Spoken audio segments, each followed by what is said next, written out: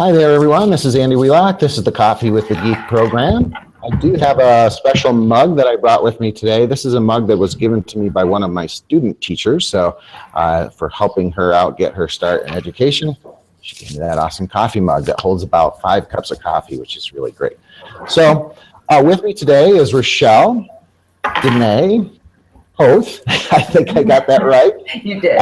Who is a Spanish and STEAM What's Next in Emerging Technology teacher at Riverview Junior Senior High School in Oakmont, Pennsylvania. And to quickly give her most recent award, she won the 2017 Outstanding Teacher of the Year award by the ISTE affiliate PAECT, which is the Pennsylvania ISTE affiliate. So that's a great honor and an award. So Rachelle, thank you so much for joining me today. Thank you. I'm glad to be here. Excited to be here. Good. Well, tell me, first of all, I guess the best way to start is to start with your educational journey. And I used to kind of introduce people and talk about it. But to be honest, it really, I think your background is so, I guess, massive, for lack of a better term, that let me just have you introduce yourself and maybe tell us about your educational journey, your background in education and beyond, and tell us what you're up to. Okay, this might be a long answer. That's good. I have been a student for longer than I've been a teacher. It's something I always tell my students in class when I present lessons to them. And even as a child, I always loved school. I would come home from school and I would play school. Growing up, my parents would quiz me and ask me questions at night when I was getting ready to watch TV or something. And there was just, education was really valued. Nothing was done as far as games or anything like that until the homework was done, tests were studied for, and I just saw the value in it from my parents. And my dad went to night school. I had relatives who were in education. And so that I just always enjoyed education itself and just learning. I was always excited about new things. So for me, going through high school, actually before high school, I remember being in 7th grade when computers first came into the classroom and just wanting to stay after school and learn about computers. And then in high school, I focused on French as probably my favorite class. And I did really well in it. My grandfather used to speak to me in French when I was a child. So I think that was part of the tie-in with it. And so after high school, when I went to Penn State, I think it was my junior year, I had not really declared a major. I had studied French for many of my classes, and I decided to go into education. So when I graduated Penn State many, many years ago, my degree was in secondary education and teaching French. And once I graduated, I substituted for a while in some local school districts, but I had trouble finding long-term employment, and somebody had recommended that perhaps I should seek some additional certification. And so I looked into some different options and decided that Spanish might be a good idea. So I enrolled in 2 universities to get the Spanish degree. After that, I did obtain full-time employment, where I've been working now for 20 years at Riverview. And over that time, I continued to look for different opportunities to learn. So it's interesting where you end up, because during my Spanish classes at Pitt University, I took some translation courses, and some of those courses focused on law. And I had this interest in it. And I thought, I wonder what it would be like to be an attorney.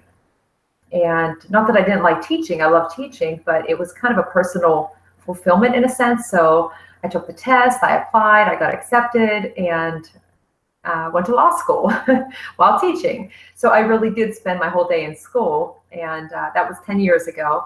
I never did get a master's, but because a little winding road with technology and always being a fan of technology, I came across some tools for my classroom and started using technology more in my class. And a couple of years later, found a master's program at Duquesne and got my master's last year in instructional technology. And so that's pretty much it in a nutshell. So I do have a lot of different experiences. If you would have told me back in high school that I would be a teacher or teaching Spanish, especially when I took French, I would never believe it. But I do like school, obviously, and you could tell from that. So I came across your work through really social networks and primarily Twitter. So tell me about your connection with social networks, because you're a pretty active Twitter poster, or tweeter, I guess would be the best way to put it. Yes. So tell me about social networks and how they've enhanced or enriched your professional career. Yeah, years ago when Facebook first had come out, a lot of my friends were on Facebook, and I just really didn't understand it and didn't see the value in it. And the reason that I created an account with Facebook as a start was to start to organize high school reunions. And it seemed to be like the suggested way for me to track down some of the classmates. So I created the account and started to, reconnect with some friends from childhood, from college, family members. So I was like, this is kind of nice. Then I noticed there are other communities on Facebook that you could connect with, educators and everything, which prior to that, I had no idea that existed. As far as Twitter, which you mentioned, it's funny because I always thought it was celebrities. I didn't know that there was this whole other world out there for learning with Twitter. And about 3 years ago now, it's hard to believe, I was at a technology summit. I was nominated by my principal for Pennsylvania has a Keystone Technology Innovators Program, and I was nominated around this time 3 years ago and was accepted and applied and went to this summit. And during that summit in that July of 2014, we did kind of like an impromptu, sort of like an ed camp type style session. And I was leading the session, and one of the women in there tweeted about my session to what she thought was my Twitter account. Now, I had a Twitter account, but I had never used it. And the only reason I had it was because a family member had sent me a tweet, I think at the time, or there was a link that you needed the Twitter account to view. So I created it, but I had never used it. So from then on, I created an official Twitter account and started kind of figuring out the value in it. And I connected with some educators in Tennessee and North Carolina, and I think Georgia at the time, just through some Twitter chats, and kind of started building it up, finding more connections that way, learned what TweetDeck was and how to use it. And over the last couple of years, just, try to find different ways to connect on different chats, to meet people face to face and get involved in the learning part of it. But the nice thing about it is I am active on it. And some people say, you're always tweeting. And some of them I do program ahead of time, because I don't want to miss certain chats or be involved in that sense. But there really is a lot that you can gain from the social media platforms, whether it's Facebook and you join a community, or Twitter and you get some chats. Until you dive in and see and take a look around, you really don't know what's out there. So I found out, it just took me a little while to figure out about the Twitterverse, I guess, if that's what they still call it. Do you find, that makes me think, I do a lot of teacher, training workshops, professional development workshops, and, I try and survey the class, and I would say probably on average when I talk to teachers and just say, hey, how many people are using Twitter? I have a feeling some people are afraid to admit they do Twitter, but do you find your fellow colleagues, I mean, we obviously see there's such a robust educators community, but do you find at large that there's a lot of teachers that do Twitter? I think there's kind of an avoidance in a lot of teachers. Do you find that? Yeah, I agree. I noticed that in some of the conferences that I've been to, it depends on the level of the conference or the location. I noticed that there are a lot more teachers who are more active on Facebook and very few on Twitter. Although this past weekend I was at an ed camp, and a lot of the people that were there were signing up for Twitter for the first time and had no idea about, they know how it works, but they didn't realize that there are all these chats. And with these conferences, like ISTE, whatever, or any other conference, when you're not there and they do the hashtag not at whatever the conference is, it's just a nice way to learn. And so these people are starting to see the value of it, at least the ones that I've been, in attendance at these conferences recently. But yeah, I do think that there is some kind of an avoidance, and that may be for a similar reason, like for me years ago, where I had this perception that it was only used for celebrities to post things or whatever the case may be. And, there are some of that. And actually I had a student a couple of weeks ago, it was kind of funny. I was talking about Twitter and Twitter chats, and they said, you use Twitter? Twitter is so like 3 years ago.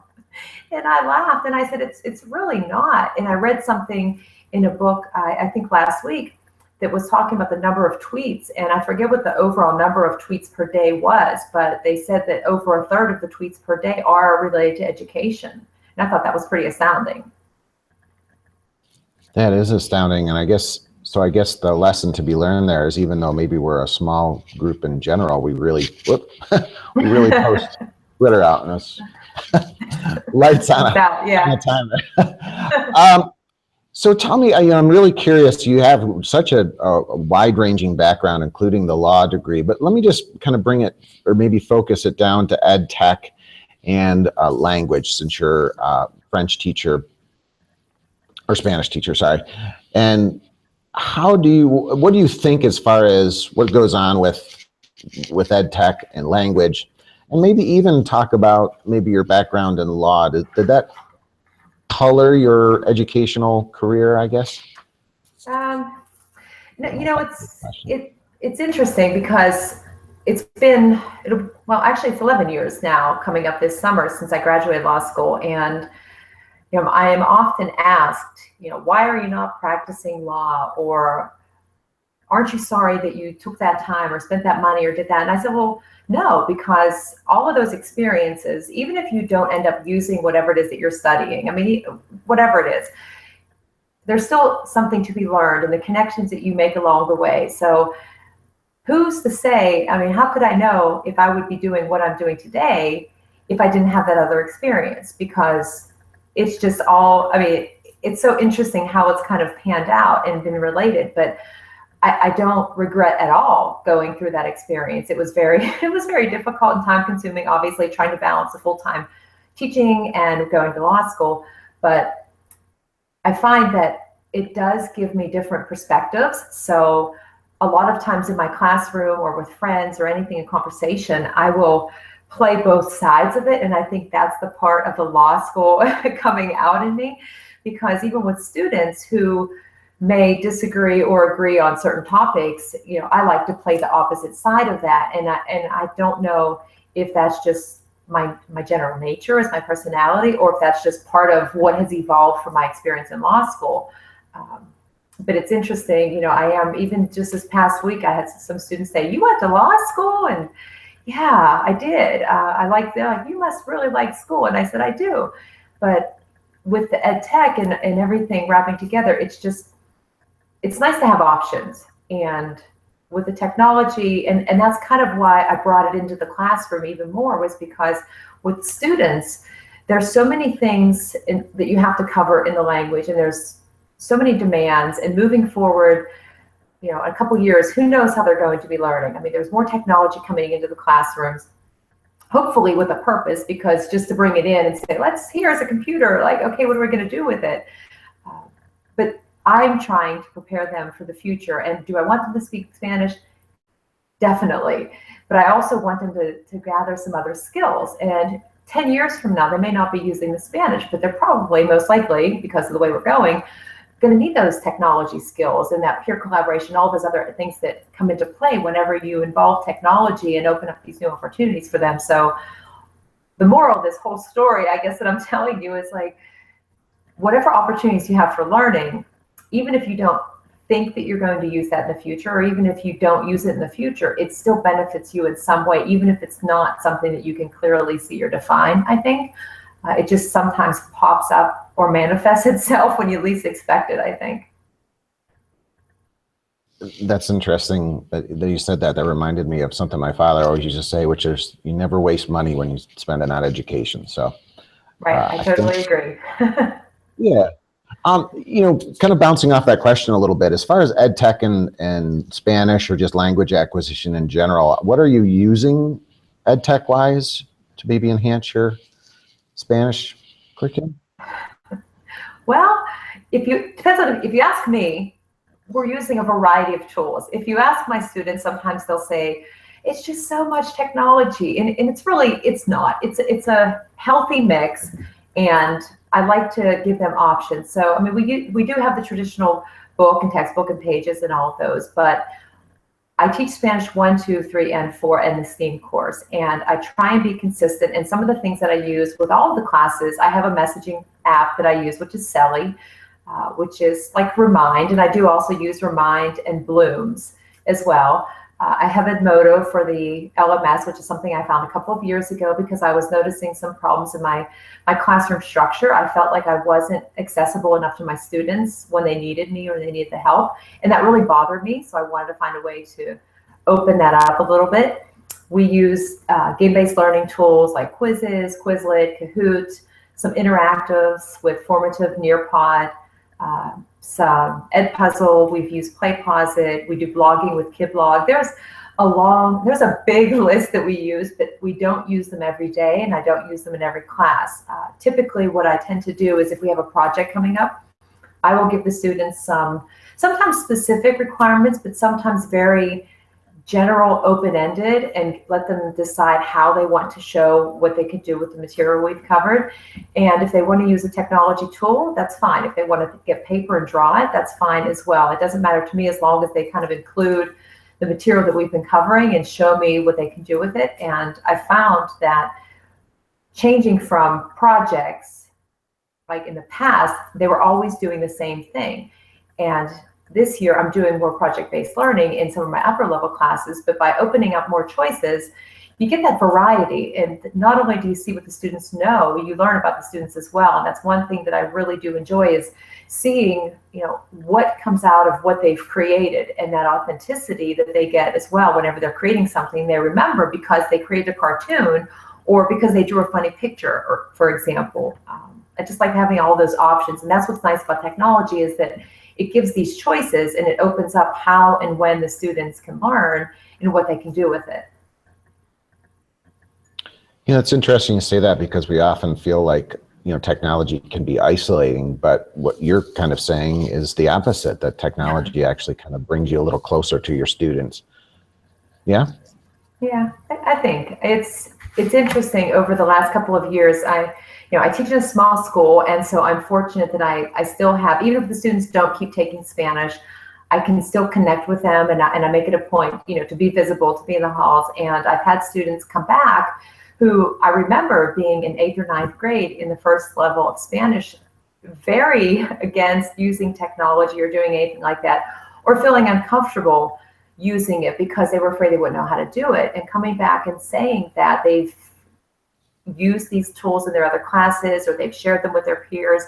And I find that by giving them these different choices, whenever we share the projects in class, the students enjoy seeing each other's work. And then if somebody is only comfortable or has only up to that point done something on paper or say used PowerPoint, and they see these other tools that their peers have used, that opens a conversation where they can say, and they have said to their peers, oh, well, I see that you used this tool, was that difficult? And then their peers can say, well, no, it was a lot of fun. You could put these characters in or whatever it is. And that makes them feel a little bit more comfortable and they get this variety. So then the next time, if they were kind of hesitant to use anything, then they can try something different.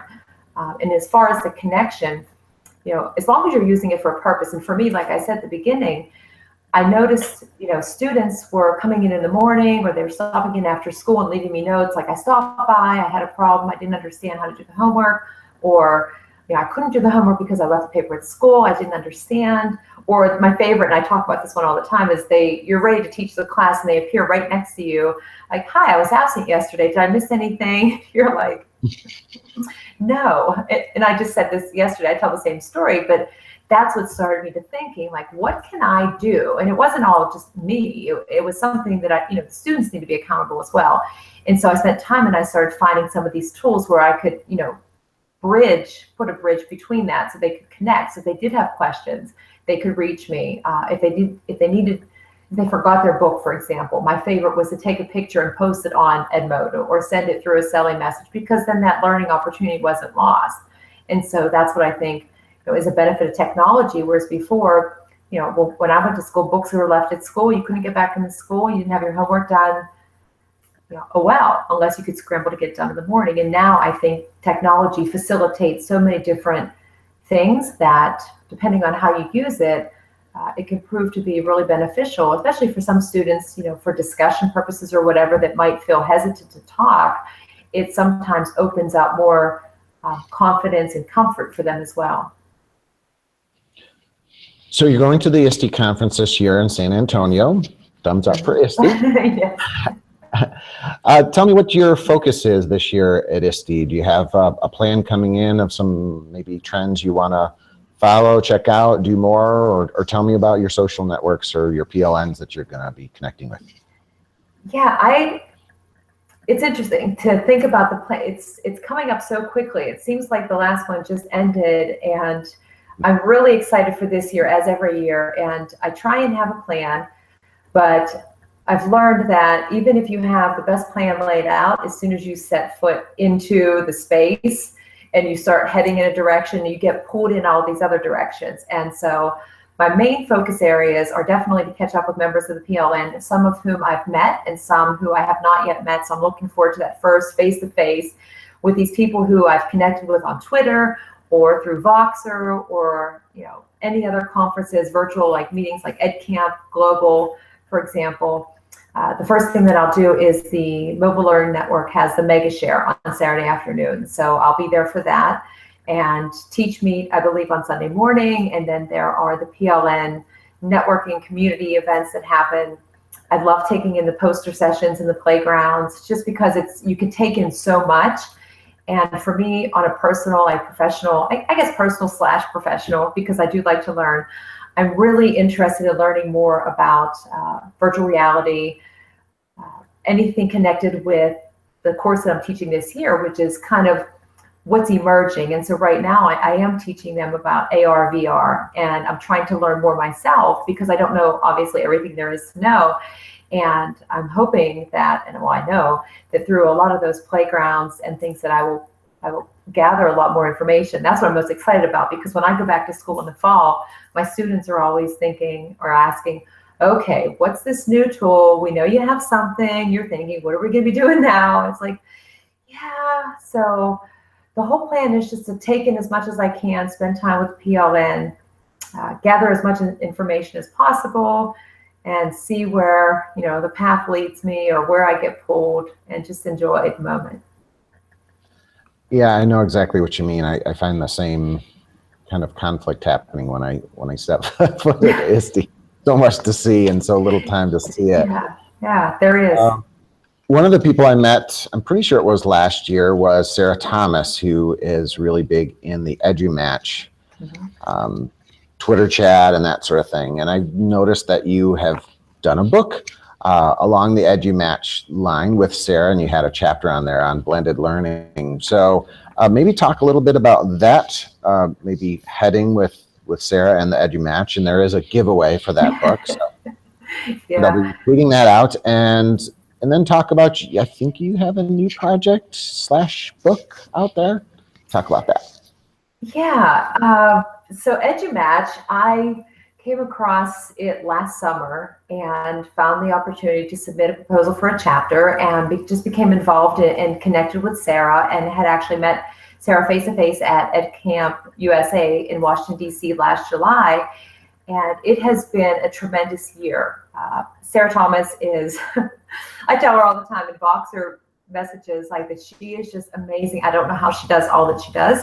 And I am really grateful to her for the guidance and support that she's given to so many educators, especially with this project, with this book, and having the opportunity to write a chapter for the book. And I have been doing blogging for the last couple of years, something that I thought about many years ago, but honestly thought, like, what would I even write about, and who would want to read anything that I would write? And I had that conversation with several of my friends who have been considering writing a blog, and say, well, I don't know what I would write about. And I said, well, just talk about your experiences, because there's other people out there that may be having the same experiences as you, or would want to know how you're using a certain tool that might be different than them.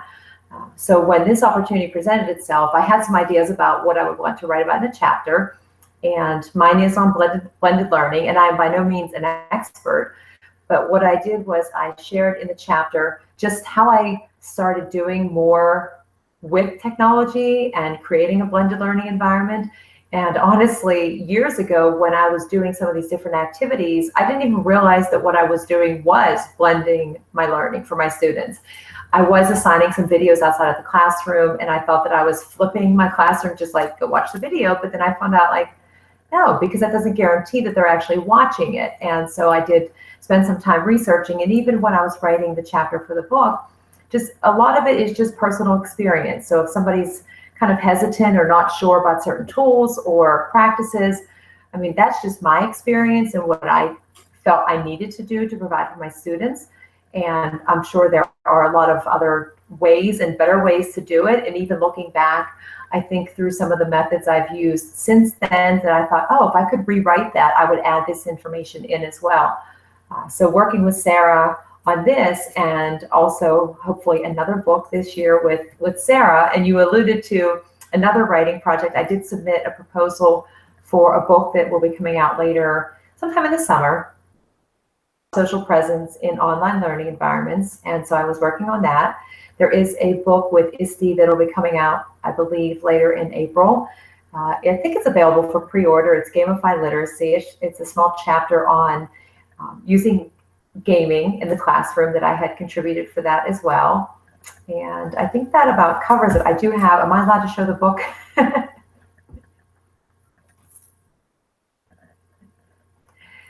I can't hear you, sorry. Sorry about that. Nice. And that's the book for the giveaway, so. It is, yeah, and I was very excited. All of us, the people who wrote in the book, were so excited to actually get your hands on the book, to feel the book in your hand, was just a really cool experience. So I'm proud of that. It's exciting and very grateful to be a part of that group and that PLN. Very supportive. EduMatch itself, as far as like the tweet and talks they have on Sundays. And just, I mean, if somebody wants to start somewhere, pick a chat, start with Twitter, just get involved and see what's out there. I would definitely agree. And Sarah is like so many people that seem like they have like a time traveling machine that they reverse time because I don't know how they do it. I don't know how they fit it that. I don't know either. Great person. And I interviewed her as well for Coffee with a Geek, as well as met her. All right, well, now it is time, speaking of geek, it is time for the Speed Geek question. So let me just share my screen. Okay. Yeah, this is serious stuff here. So let me bring that up and make sure we don't get the million. Make sure everyone can see it. There we go. And there. Yeah, I know. It shows the. All right, so on my Coffee with the Geek, if you want to play at home, my Coffee with the Geek.org website, there is under the Geeky Fun tab, there is the Wheel of Geekdom here. And so some quick, lively, short answer questions, and you can play this game with your friends. But here goes. So just we'll take a question and give me a short answer. So what was your first storage device is question one. Oh my goodness, I think it was one of those old, really big floppy disks. Yes, I am with you on that, although I think I'm a little, I think I have you beat. I have the cassette tape, so. Oh, I wasn't even thinking that. I was thinking straight computers. So, geez, I have to go with an 8-track. Does that count? Well, just whatever you hooked up to. I actually had, there was cassette players that you played. To the computer. And went to a Commodore 20. Do you remember the Commodore 20s? Yes, yes. I had a Commodore 64, I believe, too. Yeah. I had a Commodore 64 at home. I still have it. I don't think it works, but I don't think I could connect it to anything, even if it did. No, and that's a shame. Those were great devices. That's the Atari. Yep. All right, so question 2 here. Ooh, the toughest one. Name your favorite educational blog. Oh, that's not even fair because I can't ever just give one. I know. This is a tricky one. Can I say all of the above? Well, throw out a couple. How about that? Okay.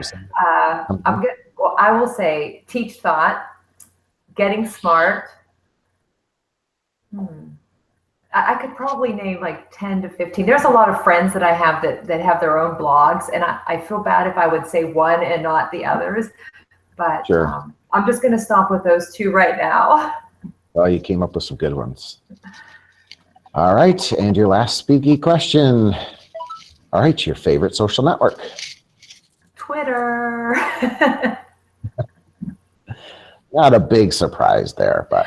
No, I know that I could have said Facebook. That's a difficult question.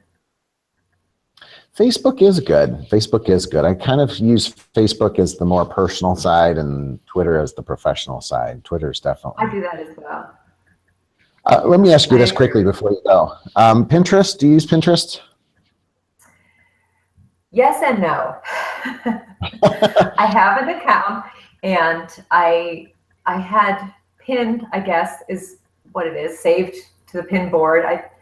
I joke with my students a lot of times when they're on Snapchat. I'll say, are you Snapagramming, Twittering? And they just give me this look. And I said, I know the correct terminology. I do have one. I don't use it that often, but it's funny because a few weeks ago, I somehow connected to it and just was pinning things on one of the boards.